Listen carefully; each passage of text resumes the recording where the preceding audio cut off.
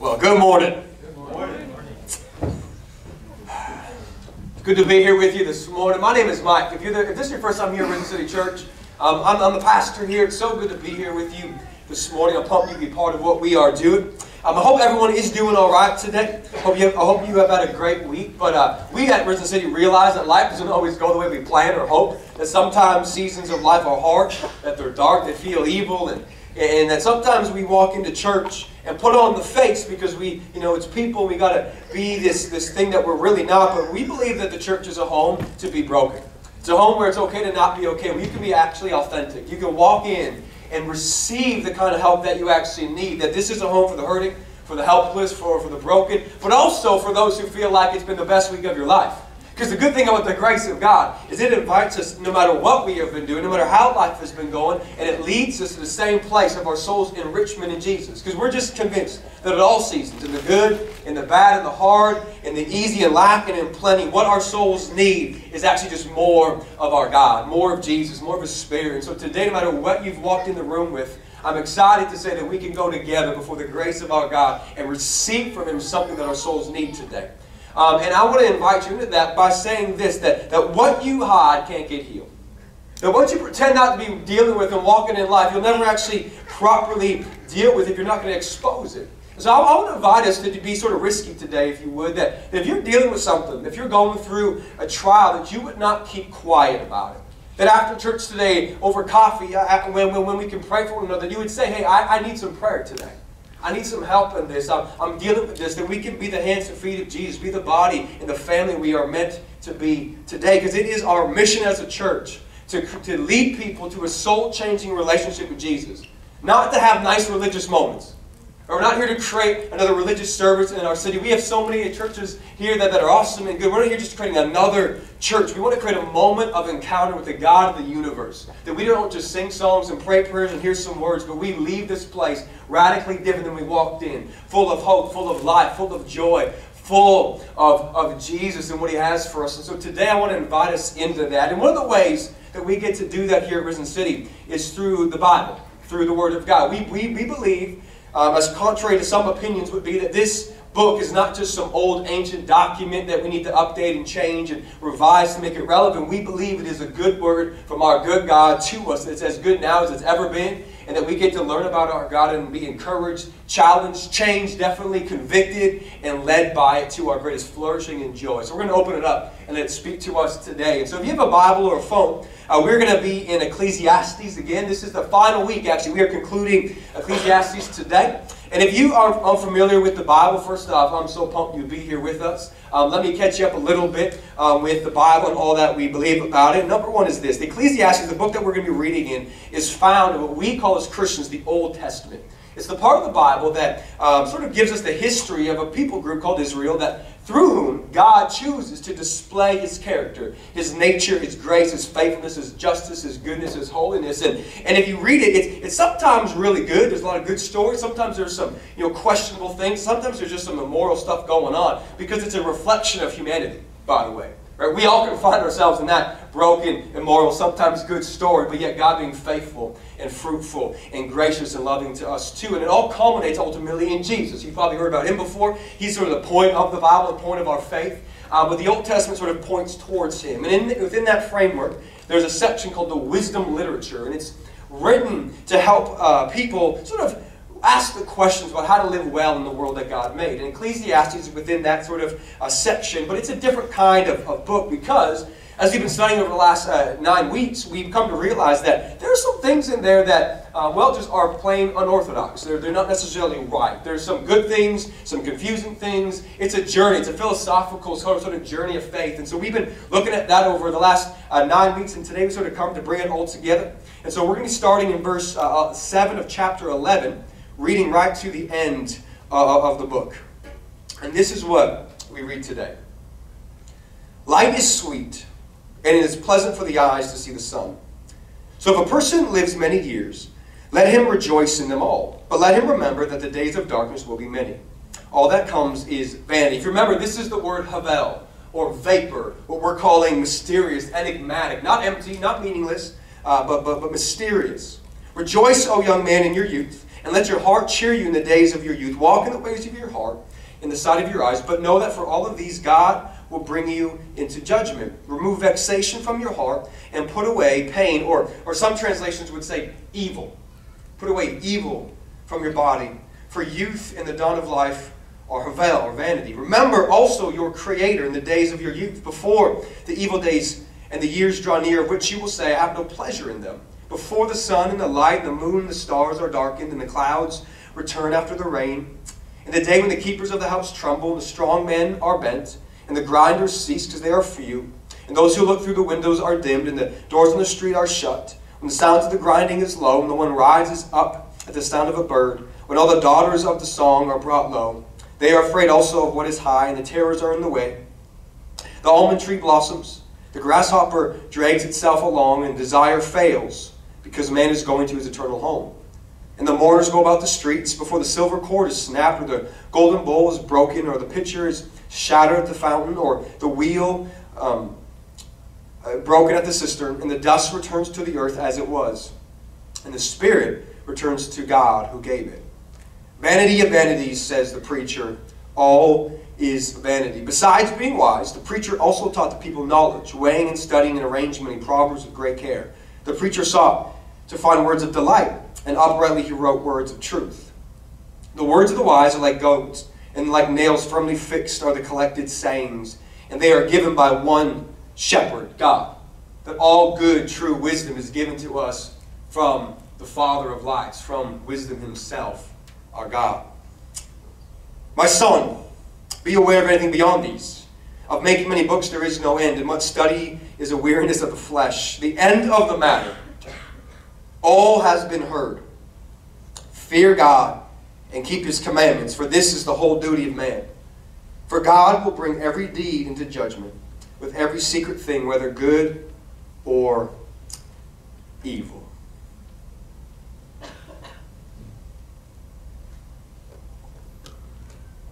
Water is really good. Amen. Amen. Over the past 8 weeks, we've been going on a journey. It's been a journey following this man named Colin. If you haven't been here before, then let me just sort of set this up a little bit. Colin is this Jewish sage. He's a preacher, he's a teacher, he's a thinker, he's a businessman, he's well-resourced, and he's been going on this journey, sort of an exploration of faith. What is the meaning of life, he's asking? What's the point of all that we do? What he says, under the sun, all human activity. Why do we do all the different things that we do? What's the point behind it? And we've been saying all along that this is a good thing. That our faith is never opposed to questions, to asking, to journeying, that we want to bring our minds to bear in our faith. In fact, that we have a faith that seeks understanding. So we're okay with his questions. We were okay with what he's been trying to figure out, definitely, because asking those big questions are really good for the human mind and soul to think about, I would argue. But as he looks out, he goes through a bunch of different areas of life. He looks at identity and significance and legacy and death. He looks at money and stuff and pleasure and food and business and culture. He looks at evil and suffering. He looks at community and relationship. And he makes a conclusion with all of these things.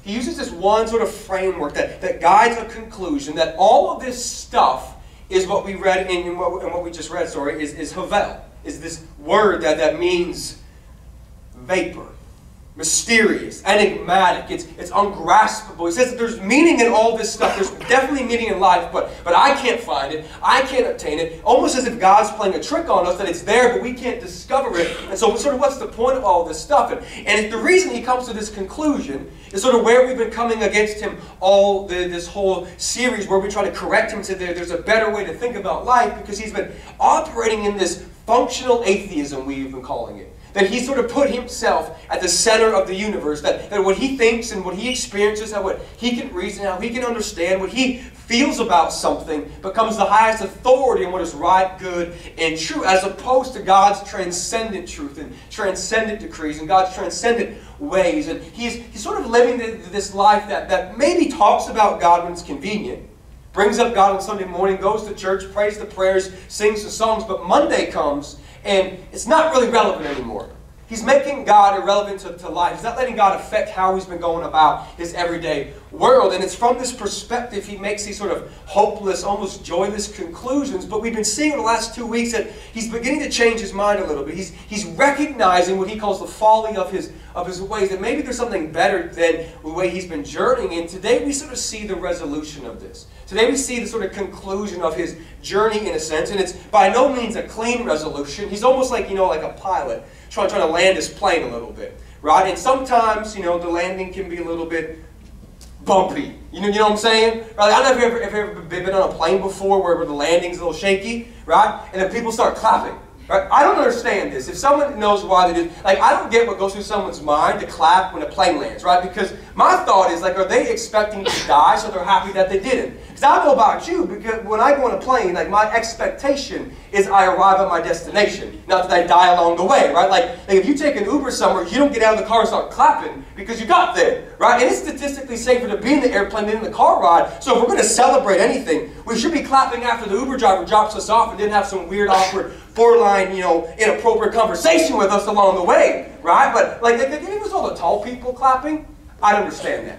Because tall people like myself in planes, we weren't made for each other, right? It's not a good thing. So if all the tall people stood up and clapped because the flight was over, that makes sense. But it's never us, right? It's the 5'7" old guys. They start clapping and the flight's over. I don't understand it, right? So hopefully today, right, we cause this landing of the plane in Colette's journey to be a little smoother than that. Maybe you will clap because it's a good day.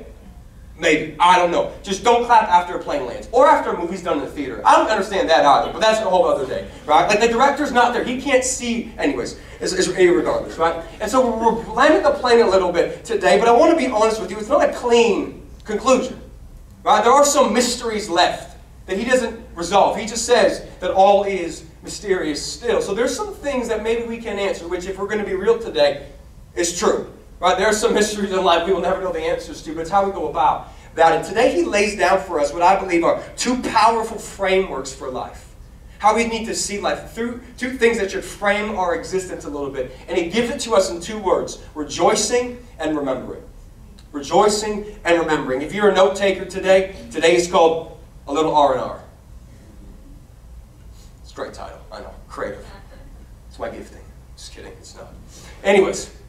In the first section that we read today, starting in verse 7 of chapter 11, the dominant theme that we begin to see is actually this idea of rejoicing. He starts off right away and says, light is sweet, and it's pleasant to see the sun.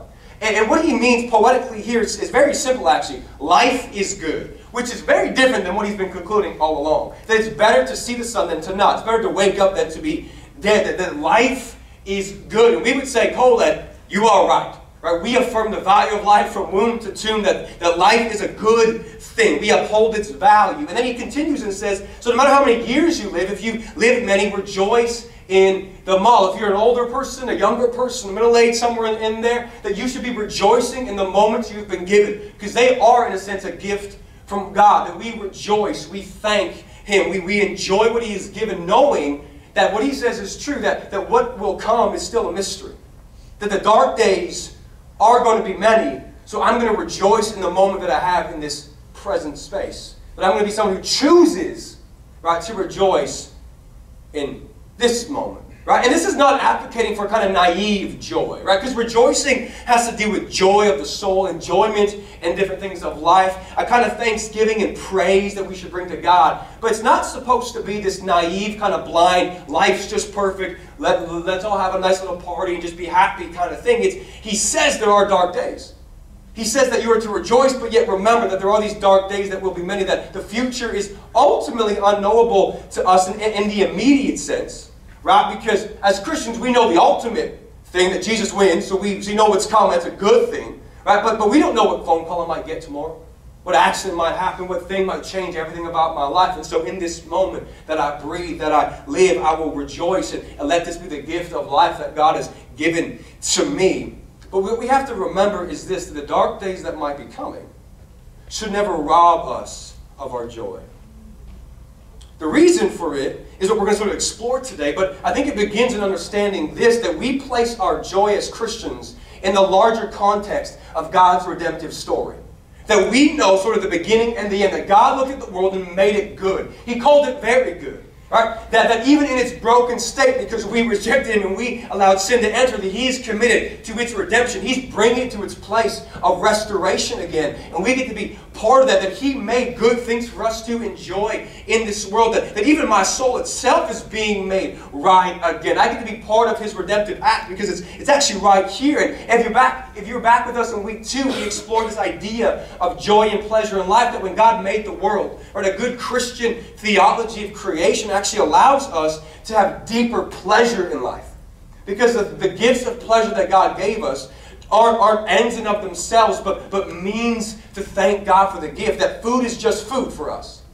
It can taste real good. We can enjoy it, but it's not some crutch, not an emotional escape for us. That sexuality is a good thing to be explored with our spouses, but it's not the only thing of my life, my deepest identity or the definition of love. That I begin to understand that music and art and all these different areas that give us pleasure are awesome gifts of God, but not unto themselves. So I actually have deeper joy as a Christian. So I would argue today that a hallmark of the Christian life, when we are functioning optimally, will always be deep joy. Exceptional joy. I'd even go so far to say inexplicable joy. Not naive joy, but something that is deep in us. Why? Because at the heart of rejoicing, I believe, is this thing called thankfulness. See, what stirs the Christian's joy, what causes my demeanor to be the way it is, what allows me to see life through the perspective that I'm going to call redemptive optimism. We're going to talk about that in just a few moments. The conversation that I have, the language that I use, the songs that I sing, even the countenance of my face, because by the way, joy is visible.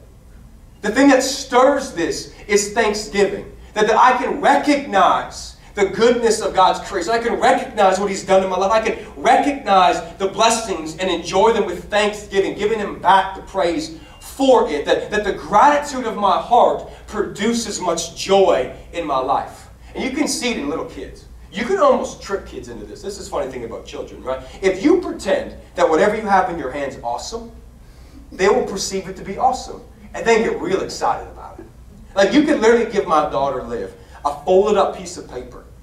We have done this, not as a mean experiment, just to prove a point, right? And you say, it's a present. And she loses her mind, joyful that she's about to get a present. It's just a piece of paper. I could draw a really bad picture on it, and she would be so thankful, so full of joy. It doesn't matter what it is. It could be the cheapest little toy. It could be an actual present. It could be literally a piece of paper. And she says this, so excited. It's so cute. You got to see my daughter when she does that. It's amazing. But here's the thing, right? When she perceives this to be a blessing, her natural response is joy. The gratitude of your heart causes much joy in your life. But there's something deeper right here that I think actually guards our joy. This is where I want to get to a little bit today. It's where we continue into chapter 12, because I think what follows in the rest of the verses actually guards and grounds and gives us more power in this. And so he goes off right away and says in verse 1, remember your Creator before the days of evil come. Waste no time to say, here's a good thing to do, but because there's evil days ahead. Before the evil days happen, that hardship is going to come our way. And here's the thing, if you haven't suffered deeply, it's because you just haven't lived long enough yet.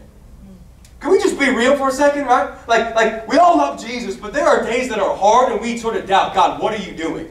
Are you still in control here? I don't really understand some things sometimes. There are hard days that come. There are evil days that are ahead of us. But here he says that there's this remembering here, because what we've already mentioned, right? That these dark days, these evil days, though many, are not meant to rob our soul of joy. They're not meant to rob our soul of our thankfulness. And so we're not advocating here for kind of just, fake Christian happiness.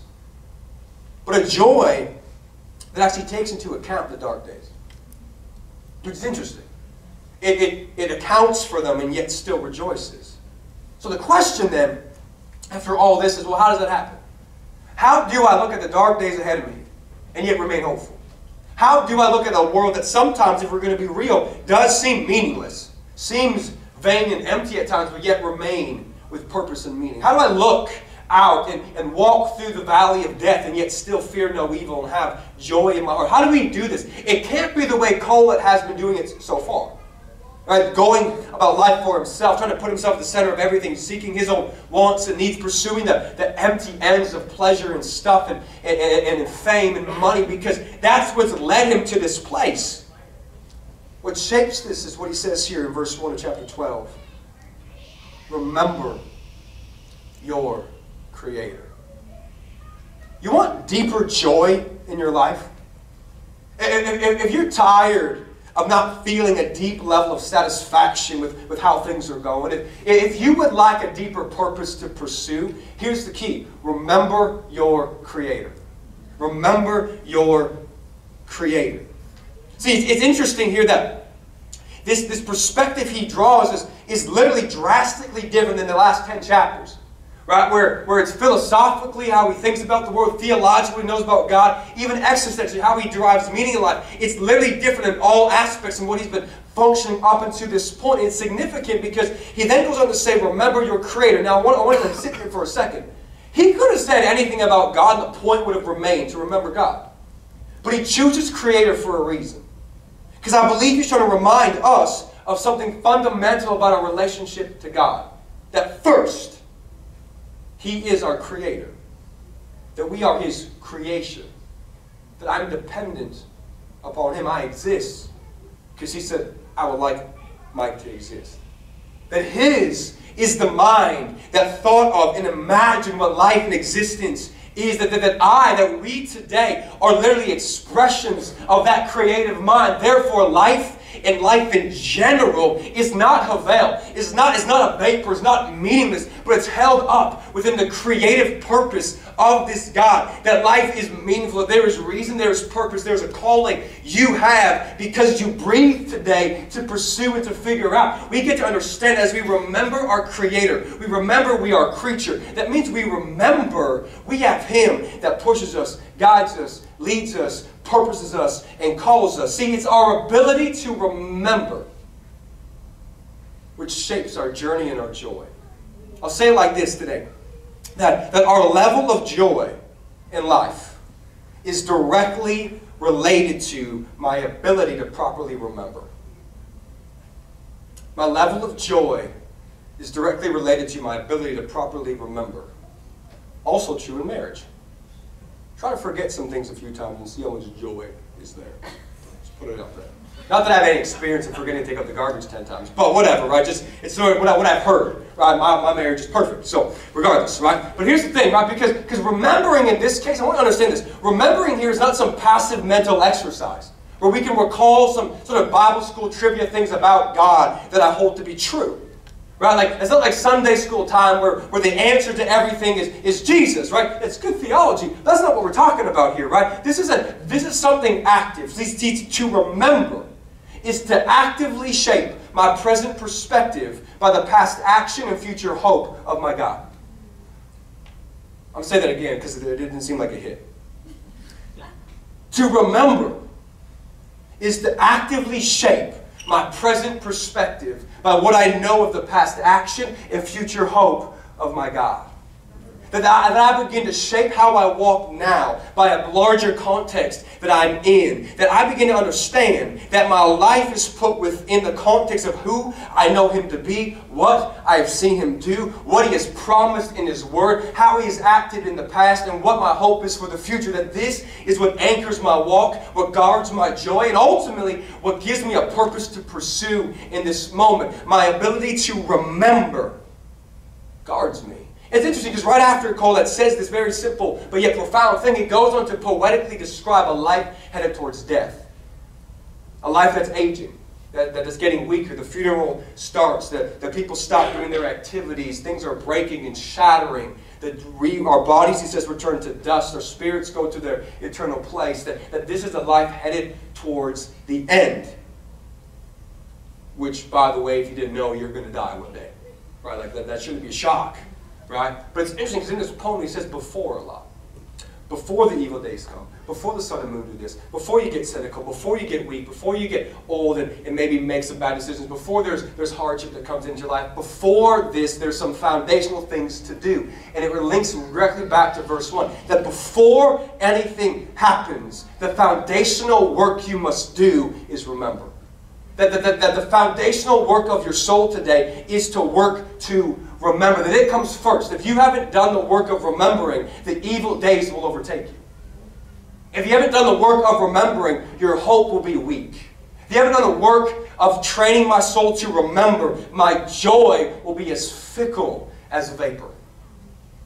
Here in one moment and God in the next. But if I can guard myself with remembering, that is what gets me to be able to take another step and keep on going. See, this is the fundamental switch. This is the big conclusion in this book. This is where everything begins to change for us and on our journey. He started off his exploration saying it's all about me.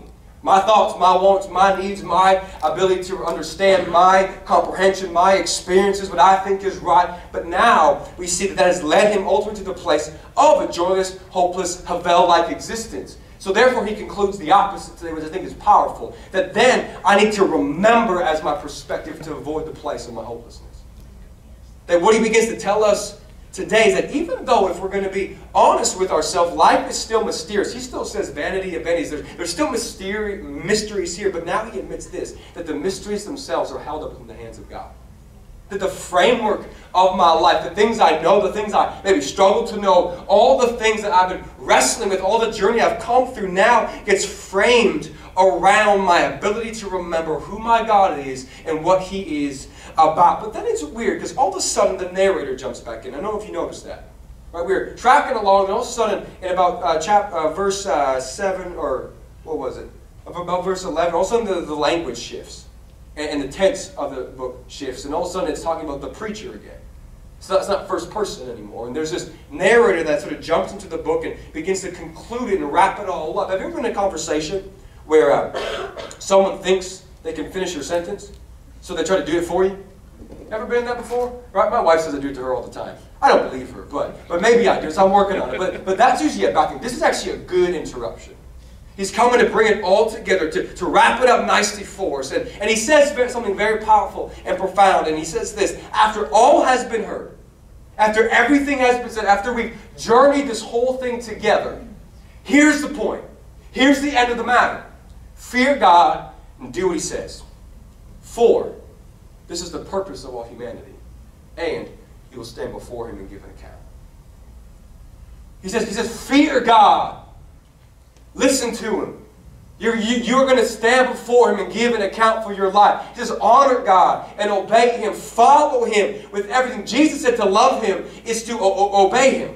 Right? That we come and we know Him, and then we submit and surrender our wills to the will of our good Father, King, and Judge. That we are called to live here in the fear of the Lord, which here's how it all meets together, because I'm pretty sure these things actually are one and the same. And this is why I want us to understand this today, that when we live in the fear of God, right, a few weeks ago we defined this, right? It's the ability to understand who God is as my Creator and then live in light of that, to revere Him, to honor Him, to know Him, and live like that matters in my life. So here's the question. How do I fear if I have not remembered? And if I remember, I'm going to rejoice. So if I live in the fear of the Lord, it means I'm living a life of remembering, which causes my heart to always rejoice. That the rejoicing of my heart is the evidence of my fear of God. That maybe if I don't have the joy that I think I should, I need to recalibrate my relationship to my God. Because when I remember Him, when I take inventory of who He is, of what He is like, of what He has done, how can I not rejoice?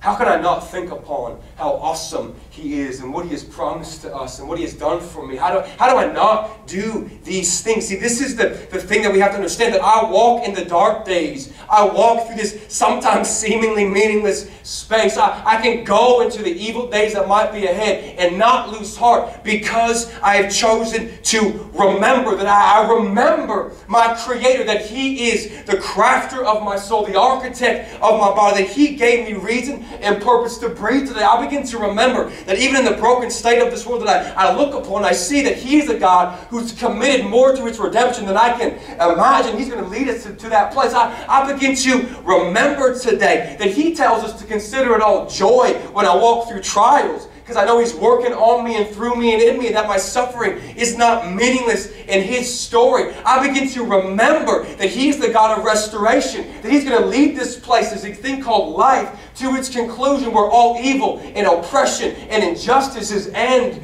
and done, and right becomes the dominant theme, that wrongs are taken care of, that joy is my forever, that tears are wiped away, so I can rest in this life. I'm not judge, jury, and executioner, because He is that. I begin to remember that He is my healer. He is my portion. He is my provider. I begin to remember that the Word says He is for us, so who can be against us? I begin to remember today that there's a God who makes a way when there is no way. I begin to remember that it's He who walks in the valley of the shadow of death with me, that He is the one who talks to waves like we talk to our pets, that there is a God who walks upon the sea, that there is one who has given me His Word because He's committed to my flourishing, and so I submit my life to it. There's a Father who loves me like I can't understand.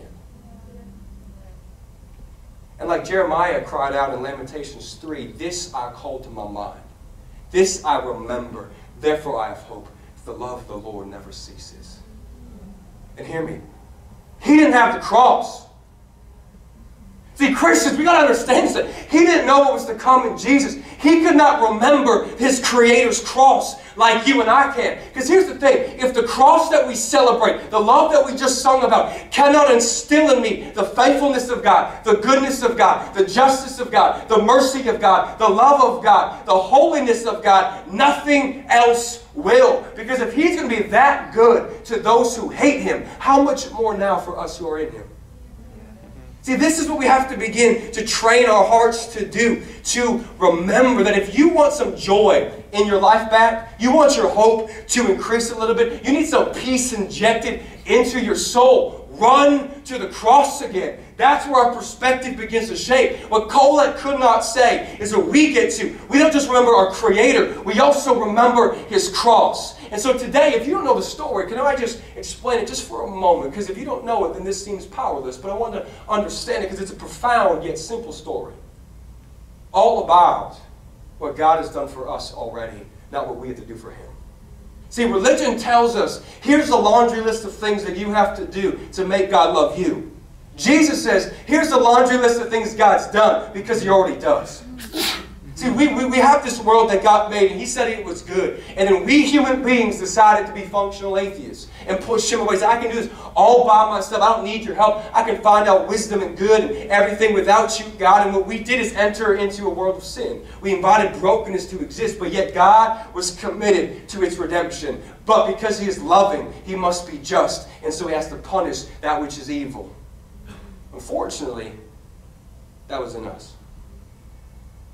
But because our God is so rich in mercy and great in love, the Bible says, not wanting any or all to perish, that He came. The story of Christmas, right? That God became a man. He became flesh. He walked amongst us, walked as we walked, suffered as we suffered, tried as we are tried, pained as we are pained. He was murdered. He was rejected. He was abandoned. He was the victim of injustice. He hung between heaven and earth to pay a debt He did not owe, to be sin that He did not commit, to make a way that He didn't have to do, so that you and I could be free. He hung there between heaven and earth, rejected by the Father, so you and I could be accepted by the Father. He was crushed so that we could be healed. He was cast out so we could be welcomed in. The gospel is that He went to hell and back so I never have to. Not because I'm righteous, not because I'm good and religious and I do the right things and think the right thoughts and say the right prayers and know the rituals and do the pilgrimages and do all that I got to do. Simply because I believe upon Him. My relationship, the good news of the gospel, is that I relate to God not based on my performance but His own perfection. That's what guards my heart, that when He could have left us, He ran to the heart of a tomb and emptied it. See, here's the thing, Christians, if He's willing to do that to save us, just to start the relationship again, why do we think He's not willing to sustain us with the same kind of passion?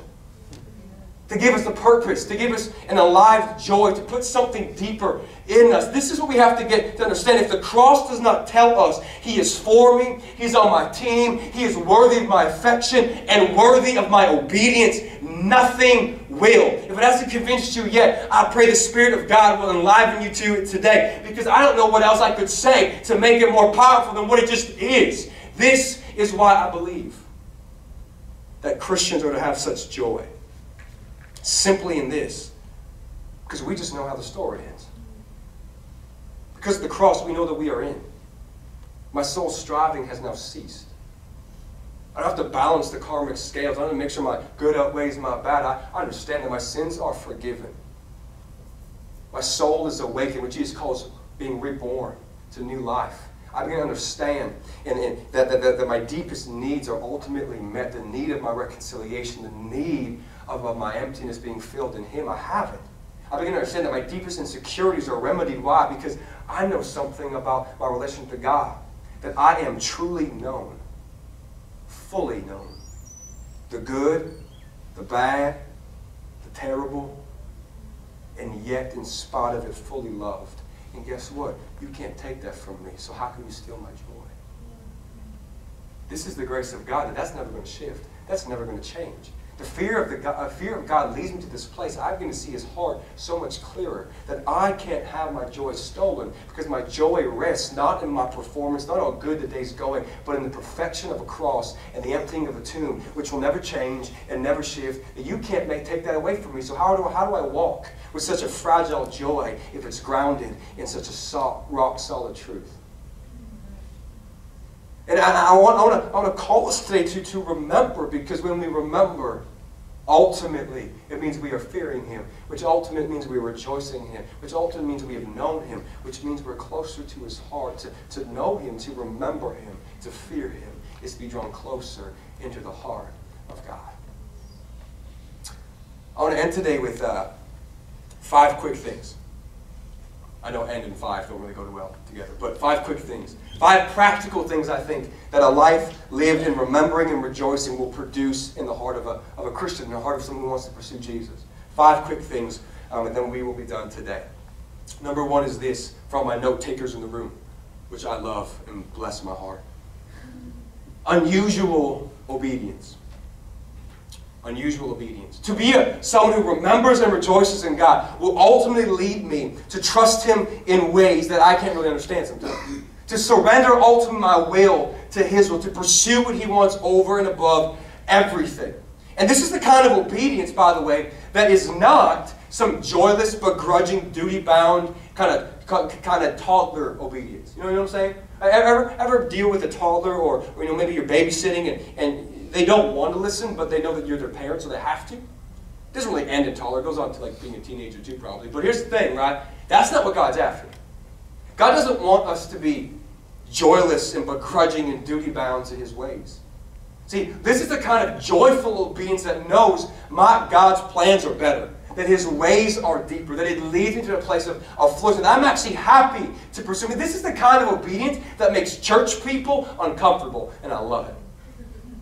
Right? When you begin living a life of obedience that makes the religious people get a little bit shaky, then you know you're in this place of unusual obedience, that everything about my life, everything I've considered, everything I've weighed, I've put down before God, that you, God, define everything. That my yes is yours immediately, that my soul is surrendered to your wills. Why? Because I trust, God, that you are going to lead me to my deepest pleasure, my greatest flourishing, that your ways are higher than mine, that you have ways for my good. I'm going to trust you, that I have a purpose to pursue. I have an aim to be directed. I have a mandate to walk in, a calling to fulfill. And I'm going to give my life surrendered and joyfully pursuing the will of God above all else, whatever that might cost. And let me know, sometimes that is actually when we get unsafe. Most of us, if we're going to be real today, pursue a life of comfort and ease. On money in the bank account. We just want the convenient life. But unusual obedience, I find, often leads us outside that space to a deeper life, an adventure of faith. But it's an unusual one. There's an unusual obedience when we rejoice and remember. Number 2 is this. There's a radical praise. Radical praise.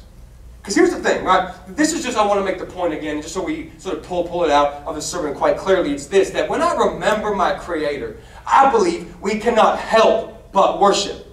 Right? Because worship, yes, begins on Monday morning when I submit my will to God. That the life of obedience is the life of worship. But there isn't a kind of expression, right? The Bible talks about when we gather as God's people like this and we sing our songs and we pray our prayers, right? That there should be something in us that wants to worship and honor and thank and praise our God, especially when I've done the work of remembering, when I know who He is and what He has done, how He's changed me, how He's saved me, how He's shifted me, how He's freed me. How can I not sing in that space? If I'm doing the work of remembering, my tongue should never be still, because the praises of God are just coming out of my mouth. Because here's the thing I've found. When we forget how much I needed Him, when I forget what it costs to save me, when I forget how good He is, that's when my lips get shut.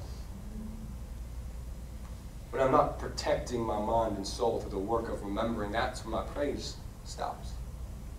That's when I stop feeling like it, when I'm too tired. Because how could I not rejoice when I understand what the cross cost? So here's the thing that I've come to realize. That a Christian who does not like to worship and praise God is like a vegan who eats steak. You know what I'm saying? Right? It's not supposed to be. Right? I'm sure it happens. Right? There's some cheaters out there. Right? They're not really committed to their morals. But hey, we all have our failings. Right? But the thing about it is it's not supposed to be. The ideal is what? That Christians always rejoice. And again I say rejoice. I believe Paul wrote that. That wasn't just mine. Right? That we have a kind of praise that just is never stopping. And here's the cool thing about it. This is what I hope we can get from this today too. Because when we sing in a moment like this, like when we come to church, right? Especially if you're unfamiliar with church, right? This is not just some kind of Christian karaoke moment. We all just like to sing. You know, some of us probably shouldn't, or some sing a little bit quieter. But you know, we all got to lift up the voice. But here's the thing. The reason why we do it is because it's actually an eternal moment. I don't know if you realize this. Because when I worship, when I sing, I'm singing based on all I've known of God in the past. All that He's done.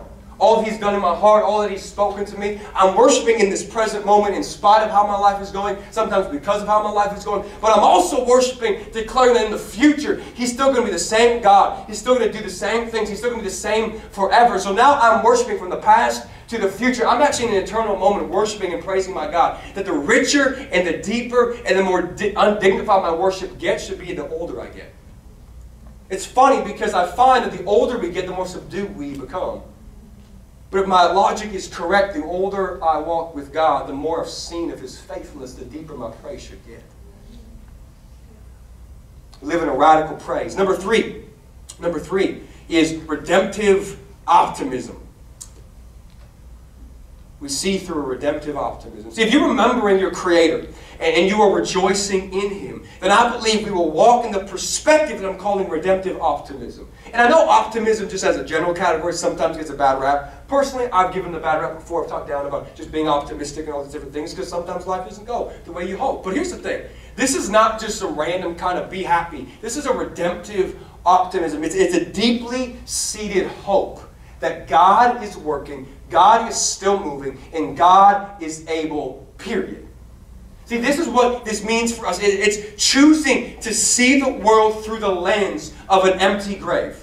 That when Jesus emptied the tomb, He filled our hope. So I look at people, I look at circumstances, I look at this world, not through the lens of a pessimistic, kind of down what's happening, but through redemptive optimism. There is hope that God can still save that person. God can rescue that situation. God can free that addict. God can heal that sickness. There's no mountain God cannot move. That this is not to deny pain.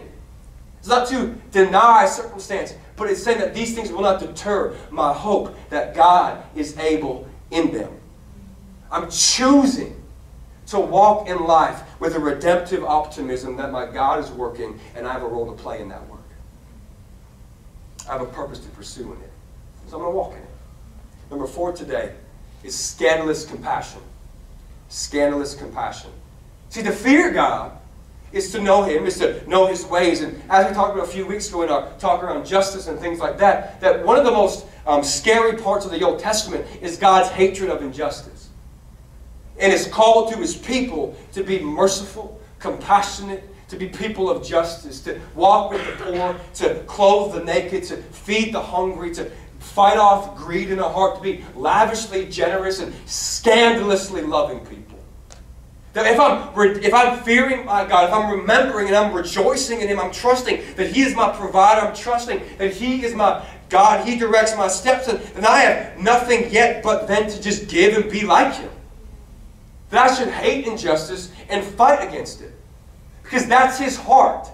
Because did we not just say to fear Him is to be led closer to His heart? And if at His heart is a heart full of justice, then I should start reflecting that. To remember Him is to walk in a scandalous compassion.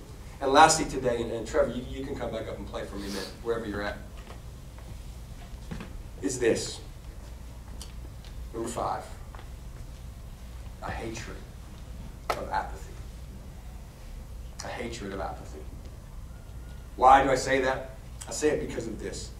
If it's true that we have been remembering our God, that we have been considering His ways and seeing what He's about and knowing what He's up to, I just believe there's no possible way that I cannot and should not respond with everything in me. That when I truly understand who He is, how can I not be moved in some way? Like how do I live with unusual obedience and radical praise and scandalous compassion if I'm just spiritually complacent? You don't. In fact, I would say that the first thing to do is number 5. If you're not allowing yourself to be moved by God, to get passionate again about who He is, you will not do the rest. Because they won't matter to you. Because even if you try, you'll stop. Because the depths of my soul has been dried up in my spiritual apathy. And today, if you're going to remember your Creator, you should be moved at least at minimum by the fact that you'll stand before Him. And if I understand, I'm going to give an account for my life. I'm going to have to tell Him how I invested my time and my energy, my gifts and my talents. There should be something in me that says, I got to do this really well. I better be about what He's about. But then when I consider who He's like and what He has done, how He has rescued me, how do I not get passionate for the same things He's about? If I'm moving closer to His heart, what's going to happen in my heart? I'm going to start looking like Him. And when He came to seek and save the lost, guess what I think I'm probably going to do? Seek and save the lost. The issue of the church is not that we've forgotten God. It's that we've grown cold to Him. That doesn't do anything anymore. That I worship and I praise. It's wonderful. It's words. It's music. Jordan's got a voice of an angel. It's wonderful. And I love it. But it doesn't do anything in my heart anymore. And the problem is this. When this happens in us, the church starts looking like a well-polished religious morgue, not a hospital for souls. If I'm going to be remembering my Creator, there should be some kind of revival that's in me that comes out and says, God, if you're on the move, we want to be about it. God, if you're saying go, I'm going to walk. If you're saying speak, I'm going to speak. God, because I have to be about this. Because you were like this towards me. You gave up everything to rescue me. You gave up heaven to make sure I could have it. You went to hell and back so I wouldn't have to experience it. You hung on a cross so I could not have the punishment. How do I remain quiet and stilled when I understand that this is my God? See, to understand Him, to remember Him, is to hate when my soul feels apathetic. And I would say that today, if you got one thing to work on, most of us in the room, it's this one, because this so easily shifts in us. My faith comes commonplace, comes everyday ordinary. We are called to a passionate, unusual, adventurous kind of faith. We end the series today with a call to rejoice and to remember. To choose to frame life, not around my ability to understand it, to walk like Colette did in my heart and my ways and my wants and my needs, at me at the center, but to shift our focus beyond us to Jesus. That we choose to set the foundation of our heart, the way that we walk, the life that we live, in the framework of rejoicing and remembering, which means I walk in the fear of the Lord. But I want to say this today, that there is a grace we can't miss here. A grace for those who are searching. Because here at the end of the day, Colette was searching, yet God found him. God brought him back. That there is a grace for us in our questions. If you have questions, if you have doubts, if you've been walking through hardship and you're just not sure about it, there is a grace for you today. That God stands before you today and says, remember your Creator. Remember me. If you're here today and maybe you don't really consider yourself a Christian, don't call yourself, a follower of Jesus, spiritual, not necessarily religious maybe, or wherever you're at, I want you to know today that although I hope today was enjoyable in some way and inspirational maybe in others, Today is an invitation for you. It's the same invitation Jesus gives to every single human being alive. The invitation to come and know Him. To remember the work of our God. To remember that you have a Creator who loves you, who bled for you, who died on a cross to save you, who went to hell and back so we don't have to, that He went on a cross for your sin, for my sin, for our sin, so that we could stand before God in spite of our sin and be welcomed. See, religion says be good enough. Jesus said I already was, so just run to me. Just trust me today. If you're here and that sounds like you, then you have to understand the simple nature of our gospel. John wrote that, for God so loved the world that whoever would just believe, not work, not be impressive, not clean yourself up, not fix it. Whoever would believe in the Son would have everlasting life, a new hope, a new name, what Jesus called be reborn today. That when we have Jesus, we understand this, that life is not hopeless, it is not joyless, it is caught up in the love of our Father. But it begins here in realizing that my soul relates to God, not on the basis of me, but that I am hidden in the shadow of the cross, that I live in the light of the empty tomb, that this is my story, this is my future, this is my hope, and you cannot take that. That is joy for us today. If that sounds like you, I want to call you to remember your Creator. He stands before you today. He says, will you remember me?